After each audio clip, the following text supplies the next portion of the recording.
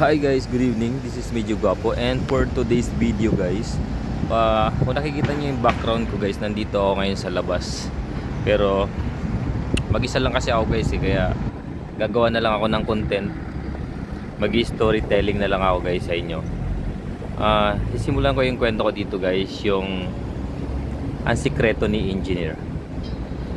So ganito kasi guys, ganito nagsimula yung storytelling ko.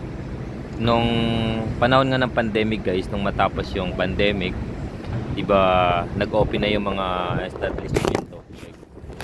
Ay guys, medyo mahangin kaya natumba yung camera ko. So ituloy ko yung kwento ko guys. Doon sa gym na pinag-gyman ko guys, merong kabayan na medyo may edad na siya, siguro nasa 50 years old na siya. Nag-gym siya. At nung nag-enroll nga siya guys, siyempre marami kaming Pilipino doon. So napapansin ko na tingin-tingin siya ng tingin sa akin habang nag-gym siya. Habang ano, yung parang pinagmamasdan niya guys kung ano yung mga ginagawa ng mga nandun sa gym. Tapos ano, nag-observe siya. Pero napapansin ko na may kakaiba sa kanya, may kakaiba sa mga galaw niya. So nung siguro hindi siya nakatiis guys, bali nag-ano siya, nagtanong na siya kung anong exercise yung gagawin dito, ano ba, paano ba gawin to, yung mga bicep, tricep, ganyan. So ako naman syempre, kabaya naman, tinuruan ko siya mga basic na dapat niyang gawin sa ano, sa pag-exercise. Pero nung habang tumatagal na, siguro mga 1 week, 2 weeks na, nagiging komportable na siya guys sa amin, yung mga tropa ko. Kilala na rin siya ng mga tropa ko at binibiro nga nila ako guys ng mga kasama ko sa gym na mag-ingat daw ako dun kasi ano, verde daw yung dugo nun guys. Kasi nakikita naman, halata naman sa mga galaw niya. Pero ang pakilala niya sa amin, ano siya, may pamilya siya, malalaki na yung mga anak niya, mga professional na din. Pero dumating yung time guys siguro na gusto niya talaga makipag-friendship talaga sa amin.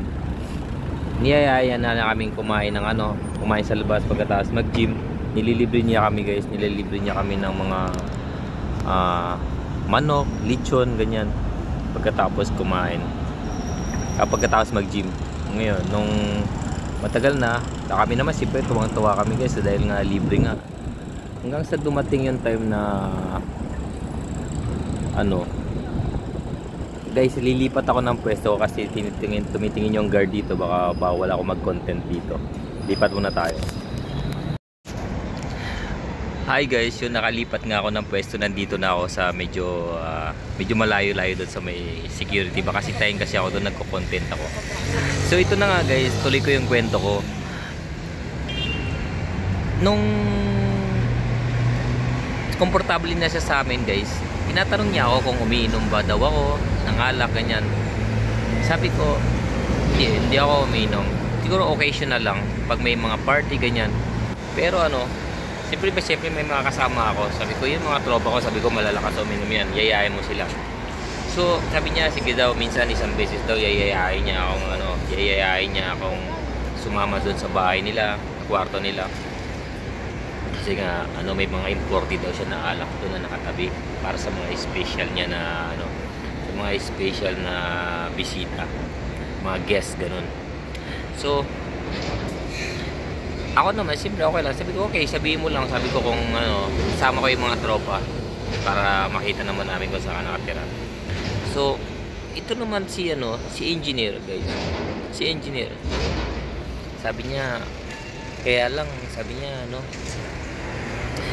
maigpit daw yung landlord nila doon sa sa inuupahan nila. Maigpit daw. Ayaw daw ng maraming bisita, kailangan daw isa-isa lang, ganyan. So iba yung dating sa akin kasi iniisip ko na ibig sabihin ba pag niyaya niya ako lang yung pwede doon, hindi ko pwedeng isama yung mga kaibigan ko. So nagduda na ako, sabi ko hindi pwede, sabi ko kailangan ko isama yung kaibigan ko, kailangan dalawa kami para alam naman nila kung saan ako pupunta, lalo na yung best friend ko, kailangan kasama ko. Sabi niya, sige, sama mo na lang para ano. So ito na nga guys, dumating na yung araw na yung sinabi niyang petsa na sumama daw ako doon sa room niya, pero ako lang daw, hindi raw ako pwedeng sumama, hindi raw ako pwedeng magsama ng kaibigan, kasi nga mahigpit daw yung at saka maliit daw lang yung kwarto niya, pang dalawang tao lang daw. Sabi ko, parang kakaiba to ah. Sabi ko, sir, parang duda ako doon sa ano ba talaga yung balak mo, ano ba talaga yung doon na siya umamin. Sabi niya, hindi, sa totoo lang, sabi niya, kursunada kita, sabi niya gano'n. Sabi niya, huwag na tayong magpaligoy-ligoy pa, sabi niya. Alam ko naman na pera-pera lang dito, sabi niya gano'n. Siguro, dahil nga matanda na siya, siguro marami na siya nakausap na gano'n, itinutulad niya ako sa mga nakakasalamuhan niya. Pero sabi niya, sikreto lang daw yun, kasi ayaw din daw niyang malaman ng pamilya niya na meron siyang ginagawang ganun. Sabi ko, sir, hindi ako ganun klase ng tao. Saka hindi ako sumasama ng basta-basta. Kung ililibre mo ako ng pagkain, okay lang yan. Pero kung may iba ka pang balak sa akin, hindi pwede sa akin. Kung gusto mo akong sumama sa room, sa kwarto mo, kailangan may kasama ko yung kaibigan ko. Ayun guys, mula nun, nag-iba na siya. Tapos nagalit na siya sa amin. Umiwas na siya after nung time na yon.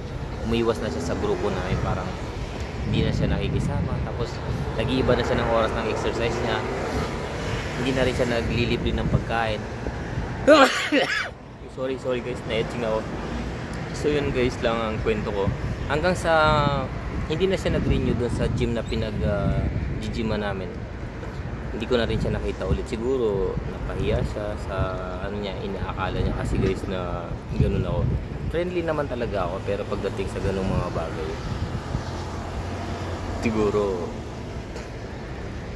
depende. Ayaw ko naman magsalita ng tapos guys, pero nung time na yun kasi wala talaga eh. Matanda na kasi guys, nasa 50 plus na, kaya yun din siguro yun, no? Kaya yun, nung hindi ko na siya nakikita, kininto ko na din sa mga kasama ko, mga tropa ko doon sa gym na ganito yung nangyari. Kaya sabi nga nila sa akin, di ba? Tama kami ng ng hinala sa kanya, kasi nga iba yung galawan niya eh. Paminta siya eh. So yun lang guys, yung kwento ko. Hindi ko na siya nakita ulit. Ewan ko nasaan na siya. Ano na yan, 3 years ago na. After ng pandemic. So sana nagustuhan nyo. Ewan ko lang kung mayroon kayo nakaka-relate sa mga kwento ko na may mga ganun ding klase ng tao na nagyayaya sa inyo. So yun lang guys. Salamat sa mga nag-subscribe. Yun. Shoutout ko nga pala muna si Tito Road sa California, USA. Yan, shoutout sa iyo Tito Rodi. Yan. Thank you po sa pag-follow.